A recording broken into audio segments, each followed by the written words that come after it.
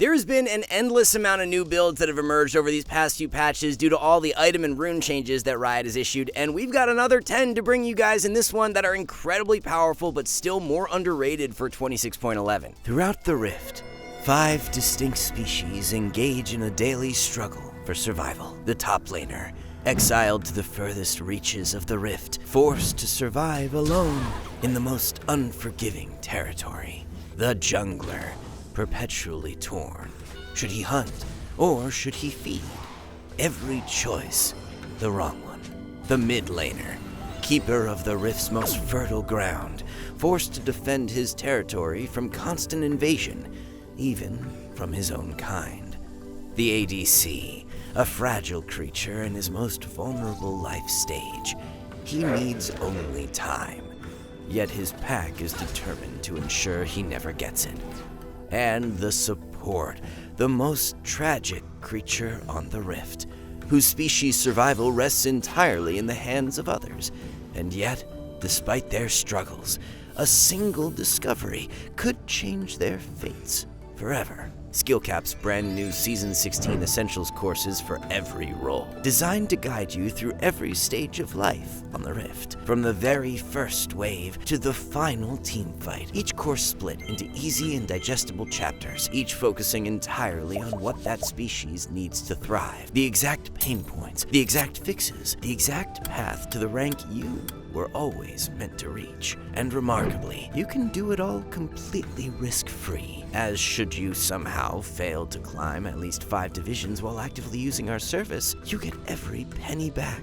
Get your one-time exclusive discount using the link in the description or pinned comment below. So there's a new Riven build that has been picking up traction in the higher elos and winning the most for any build on her. It does not consist of Axiom Arc, as the item just got nerfed recently, so Riven players have been looking for an alternative and they've found one in Umbral Glaive. If you guys haven't played the game in a while, or just never build lethality items, then you may not know that Umbral Glaive is no longer a support item. Riot changed it at the start of the season so that it now gives 60 AD, 18 lethality, and 15 ability haste for a cost of 2,800 gold. And then of course you also get 2 passives. The first one, where when you haven't been seen by enemies for 1 second, your next auto deals true damage, and the second passive where you can reveal wards. Overall, the upfront burst power that you've got from Umbral is incredibly powerful, and it gives Riven a very strong all-in when she has her ultimate available. After building Umbral Glaive, you go into Endless Hunger second, and this combo works really well together. The passive on Endless Hunger converts 13% of your bonus AD into ability haste, and this passive was just buffed recently. So the fact that you're getting 125 bonus AD from your first 2 core items means it will then convert into 16 ability haste from Endless Hunger's passive. Third item in the build is going to be Death's Dance, and the Death's Dance with Endless Hunger combo is just insane for extended fights. On takedowns, you gain Omnivamp from Endless Hunger, and then with Death's Dance, you delay a % of the damage that you take, so you've got insane sustain potential with this core. Another top lane champion who has been liking Endless Hunger a bunch after its recent buffs is Tryndamere. So Tryndamere has been popping off with a build that involves a lot more ability haste, as you are rushing Essence Reaver into Lord Dom second and Endless Hunger third. In theory, the passive from Endless Hunger has a ton of value on Tryndamere because whenever you get a takedown, you gain 15% bonus Omnivamp for 8 seconds. So if you're in the side lane and tower diving an enemy in the 1v1 and drop to basically 0 health because you've got to use your R, then after you score that kill, you can heal up off the next minion wave and continue to be a threat. Essence Reaver is providing you 20 ability haste, and then when you factor in the passive from Endless Hunger, it's going to be providing you with 20 ability haste as well when you've got your 3 core items. So just a lot more frequent E usage with this setup, and it's a bit more focused around your upfront burst power as you're taking Hail of Blades for the Keystone rune. There's a new Garen setup that has been finding a lot of success over the past patch, and it's a hybrid between Bruiser and Lethality. So you still want to rush your Stride Breaker, but from then on out, you pick up Lethality items. Ghost Blade as the second item on Garen is currently outperforming everything else, and it's kind of surprising that Ghost Blade hasn't caught on at all prior to now on Garen. The movement speed active is incredibly valuable for Garen since he wants to take the summoner spell combo of Flash and Ignite, so access to a movement speed boost without needing to take Ghost is really nice to have. After building Ghost Blade second, you want to go into Voltaic Cyclosword third. The whole idea behind this setup is that whenever your flash is available, you're going to insta-delete any squishy that is on your screen. Going for a more AD-centric build like this did actually get indirectly stronger back in 26.5 because Riot buffed the AD ratio per spin on Garen's E. So the relative power of Phantom Dancer just went down due to that buff since PD offers up no AD at all. With Lich Bane receiving those buffs last patch, one champion who's flying more under the radar with the item that you need to be purchasing it on is Gragas. So top lane Gragas with Lich Bane is actually in a really underrated spot right now. We also just saw Storm Raider's Surge get buffed last patch too, so the relative power of Gragas has gone up quite a bit. Instead of going for the tankier AP Bruiser style of Gragas where you rush Rod of Ages and build Winter's Approach, try out the more one-shot oriented build that is better solo carry power where you rush Rocket Belt into Lich Bane second. This core is currently winning the most of any Gragas build, and Lich Bane has the highest win probability added of any second item on Gragas. The thing is though, is that the majority of Gragas players are still building Winter's Approach or Archangels as second items and are performing much worse. And as we noted, make sure to grab Storm Raiders as your keystone instead of Comet. There's only 50% of Gragas players who are taking Storm Raiders right now, and it's not a huge surprise because the rune was genuinely trash before it got buffed, but after those buffs went through, there's nothing else that even comes close to performing as well as it. So Xin Zhao builds have been all over the place in recent patches as we covered a full AP setup that works well on him, but there's an even more consistent build you can run that is hybrid setup. So you are rushing Titanic Hydra, going into Dusk and Dawn second, and picking up Riftmaker third. This build has really exploded in popularity on Xin Zhao over the past patch, and it's performing even better than his standard setup of Sundered Sky into Black Cleaver. And just in case you've been living under a rock, the reason these AP items work well on Xin Zhao now is because Riot buffed a bunch of his AP ratios in 26.9. The build is incredible because you're getting a ton of mixed damage, which makes it really hard for enemies to itemize against you. We've seen this core of Titanic into Dusk and Dawn work really well on Shen and provide him with a ton of upfront burst, and it's exactly why Xin Zhao works great with it too. When you dive in with this build, you've got so much damage readily available to instantly output with the active from Titanic and the passive from Dusk and Dawn. At the same time though, you are pretty tanky because of all the health you're getting, plus you will be healing a ton in extended fights due to Xin Zhao's passive, the Dusk and Dawn passive, and the passive from Riftmaker. It's just the perfect setup for thriving in extended fights, so definitely give it a try in 26.11. It's been a while since Vi was considered a top tier pick for solo queue, but that may be changing with this new build she can run. Bruiser Vi has been by far the most popular setup for months, but Lethality Vi is back in a really underrated spot right now. Halo Blades just got buffed recently, and Voltaic Cyclosword is in a really great spot after the mini rework it received, so when you combine those two together on Vi, she has a ton of burst power. Voltaic Rush into the Collector second and Lord Dom's third is the build that you'll want to try. So you're basically playing Vi like an assassin, and she does a really good job at succeeding as an assassin because she has the long range engage potential. With this lethality setup, if you get ahead, then landing your Q is a death sentence for any squishy. With Halo Blades following up and with the potential for you to use your R, there is no escaping a lethality Vi. Of course, the one downside to lethality Vi is that once she's in, there's no way out as she doesn't have a good way of exiting a fight, but if you're always able to delete whichever enemy target is high priority in each fight, then you've done your job. So something that's really interesting right now that we've been tracking over the past patch is the performance of the new starting item Doran's Helm on champs you may not suspect to be good with it. Kassadin is one of those champs who you wouldn't ever really think to buy the item on, but it's outperforming everything else as his starter. Doran's Helm did just get buffed so that it now provides 140 health, which is 30 higher than that of Doran's shield. You also get armor and magic resist from the item, so if you're in a matchup where the enemy has legit solo kill threat during the first few levels, that's where Doran's Helm makes the most sense. Doran's shield will give you the sustain, so in lanes where the enemy is more pokey and won't be bursting you out, it will be of better value, but if you're playing into a Talon, LeBlanc, or Fizz who want to just all in you and kill you during the first 3 levels, the value from Doran's Helm is going to be better than Doran's shield since you're going to be tankier and will be able to absorb that burst. So overall, a really underrated starting item for Kassadin right now to allow him to escape his weaker laning phase in those tougher matchups where the enemy wants to all in you early on. We've already talked about how Static Shiv is a great rush item now on Varus in previous meta videos, but something we have yet to mention is the fact that the new boots Gluttonous Greaves are also incredibly powerful for him. It's actually a bit silly as to how much Gluttonous Greaves outperform Berserker's Greaves on Varus, as Varus players who are taking Gluttonous Greaves are winning 52% of the time, while Berserker's users are at 47%. By going for the core build of Static Shiv into Rageblade, you're getting plenty of attack speed already, so the bit of extra attack speed that you receive from Berserker's Greaves isn't worth more than the bonus Omnivamp that you get from Gluttonous Greaves. It's really hard for ADCs to gain access to Lifesteal or Omnivamp in their builds nowadays, so Gluttonous Greaves are doing a really good job at shoring up that weakness. Just being able to heal up off minion waves in the mid to late game is incredibly valuable for solo queue. If you're on 20% health, instead of needing to take a reset and lose tempo, you can just wait for the next minion wave to arrive and heal up off it to allow you to be way more consistently impactful over a large sample of games. So the build you should be running on Varus for 26.11 consists of a Shiv Rush, grab those Gluttonous Greaves for boots, go into Rageblade after that, and then Terminus to round out the core. Another ADC who is even more underrated with the new boots Gluttonous Greaves that you need to be running them on is Jhin. So the main difference between Swiftness boots and Gluttonous Greaves is that Gluttonous provides the Omnivamp, while Swiftness boots Boots offers 10 more movement speed and reduces the effectiveness of slows by 25%. If we break this down from a gold efficiency standpoint, 10 movement speed has a gold value of 120, while each percent point of Omnivamp is worth 41 gold. You get 4% Omnivamp straight up for purchasing Gluttonous Greaves, and then 0.6% for each takedown, stacking up to 10 times. So that initial 4% Omnivamp has a gold value of 164, and when you factor in the 45 movement speed, you get a total gold value of 704 from the stats. The 55 movement speed from Swiftness Boots has a gold value of 660, so if you're not getting use out of the 25% slow resist passive from Boots of Swiftness, then Gluttonous Greaves is already providing more value without even having its passive stacked. Once you get the Gluttonous passive to full stacks, it will give a max gold value of 950. So it's hard to pinpoint exactly how much more efficient Gluttonous Greaves are relative to Boots of Swiftness because there isn't a gold value attached to the 25% slow resist that Boots of Swiftness provide, but if you are not playing into a comp who has any slows at all, then you're really losing a lot of value by going Boots of Swiftness over Gluttonous Greaves. And then because Jhin stacks up so much AD in his build, he's going to be healing a lot more from his auto attacks than most ADCs, so the value of this Omnivamp is really high on him. The stats are highly in favor of Gluttonous Greaves on Jhin too, with players taking the item winning 53% of the time as opposed to Swiftness Boots users at 50%. With the nerfs to Summon Airy coming through for this patch and Guardian getting buffed, it's going to be something to pay attention to on Soraka. Soraka is a champion who in the past has actually been quite underrated with Guardian as her keystone rune, and now in 26.11, we think it will be the optimal choice for her in a lot of matchups. Guardian's cooldown being reduced in the early game is really nice to bolster the laning power of Soraka and allow her to survive and scale up against tougher lane opponents. If you're going up against an enemy duo as a ton of all-in threat, then that's where you should be taking Guardian. Guardian is the most valuable into a melee support because if they ever try to engage onto you during lane, then you'll have the shield from Guardian and the damage reduction from bone plating to help you absorb that initial burst. After the enemy has wasted all their spells and you've taken very little damage, you can begin to turn the fight in your favor by tossing out a Q and healing up off of that. So by going Guardian, it just drastically limits the opportunities that the enemy has to snowball off of you early on in lane. But while lists like these show you what to play, our brand new Season 16 Essentials courses for every role teach you how to win, each designed to walk you through every stage of the game from start to finish. From the exact trading and recall timers you need to win lane, to the mid-game macro decisions 99% of players get completely wrong, all the way to the team fighting tips and tricks challengers abuse to always deal the highest damage possible. Whether you're a top laner in the most unfavorable matchup possible, a mid laner having to deal with everybody in your lane 24/7, a jungler trying to balance ganking with farming, an ADC stuck trying to hard carry with a support who just exists to grief you, or a support that's struggling to carry games on your own. Our Essentials courses are tailor-made to focus on the exact concepts that actually matter for climbing on your role in your elo. Check them out today, completely risk-free, using the link in the pinned comment or description below. As if you don't climb at least 5 divisions, you get every penny back. So that's going to be all of the 26.11 edition of the most OP builds. Thank you all so much for watching. We'll see you back soon.